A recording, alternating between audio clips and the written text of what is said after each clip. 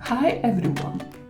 Welcome to Small Bites, short videos by the EIFL Public Library Innovation Program, with tips for librarians who are developing new services. Today's topic is how to write a strong narrative report for your library project. My name is Ramune Petuchovaite, and I am the manager of EIFL-PLIP. Over the years, EIFL has funded many public library projects that pilot new technology-based services to address community needs. Having read plenty of project reports and provided feedback, we have identified some common challenges that libraries face when writing reports. Today I will share some tips for writing a strong narrative report for the funders of your public library project. A project narrative report provides a detailed overview of the project, including its background, the results achieved, and any challenges faced or changes made during implementation compared to the work plan. The purpose of a project narrative report is to keep library stakeholders like funders, library authorities or partners updated on the project progress and results. At various stages of project implementation, the funder may ask you to submit progress reports, concluding with a final report at the end. Make sure you follow the reporting deadlines stated in the funding contract. To write a narrative report, you will need the project work plan for background information, and information and data collected during implementation of the project on the key activities completed and the results achieved during the reporting period. Some funders provide a template for your narrative report. The template contains headings for the relevant information that you will need to provide.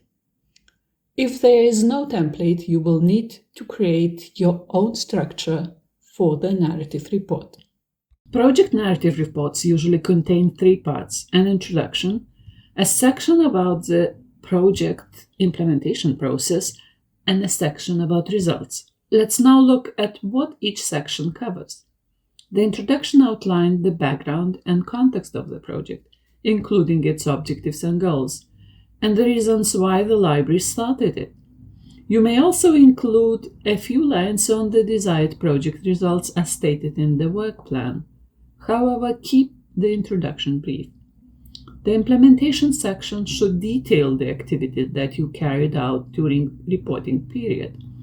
You should also describe challenges faced and changes made to the work plan in response to these challenges. It may be tempting to skip this part, but I would strongly recommend sharing your experience with the project funders. The results section is the most valuable part of your report for your funders. It is where you present the main results achieved by the reporting date, measured against the project objectives and key targets set out in the project work plan. When reporting on project results, libraries often focus on the direct and concrete products of project activities, in other words, outputs. For example, the project may have produced a digital skills needs analysis of local farmers, or adapted a training curriculum to meet their needs, or trained a number of people, or registered a certain number of new library users. These are outputs. But funders are mostly interested in learning about the project outcomes, or its impacts, to use another term. These are specific benefits or changes in people's lives resulting from the project, such as changes in their knowledge, skills, attitudes, and behavior, for example. There may also be important benefits of the project for the wider community and the library. Watch the EIFL-PLIP Small Bites video on outcomes of library programs and services to better understand the difference between project outputs and outcomes. All project results presented in the report must be supported by evidence such as statistics, survey data, and testimonials, as well as any other meaningful information and data collected during the implementation of the project. The results section also includes lessons learned during the project that funders may find useful. They are also interested in sustainability of the activity or new library service that was funded, so include information about continuation after the project ends. Once you have finished the introduction, implementation, and results sections, complete the report by adding a cover page and executive summary. A cover page typically contains basic project information. This includes the project title, the time period covered by the report, the library name and logo, the names of other project partners, whether the report is progress narrative report or a final narrative report, and the submission date. If there is a space, include an image that best represents your project. The executive summary gives a concise overview of the entire report.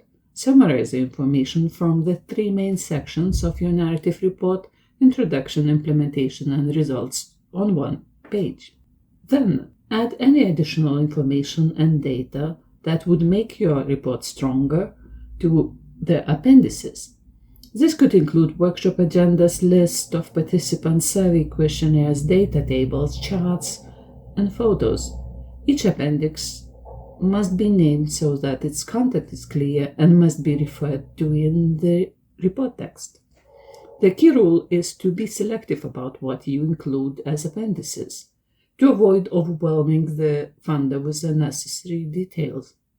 And there you have it, a draft narrative report on your project. I believe now you have the skills to write a strong narrative report for your project. Follow these tips from my experience and you will make it better. Start writing your narrative report early so that you finish in time for the deadline. Allow time before the deadline to finalize the editing and formatting of your report, giving it a neat and professional appearance. Don't leave it for the last minute. There is a lot to do, like reading through the whole document, making changes as needed, making sure the fonts are all consistent, adding page numbers, presenting data and examples in a way that's easy for everyone to understand, and adding captions for any photos or graphics, and so on. Allow time for your project team and partners to review the draft. Their input will be invaluable. The narrative report must be informative, reflect your experience, and be concise.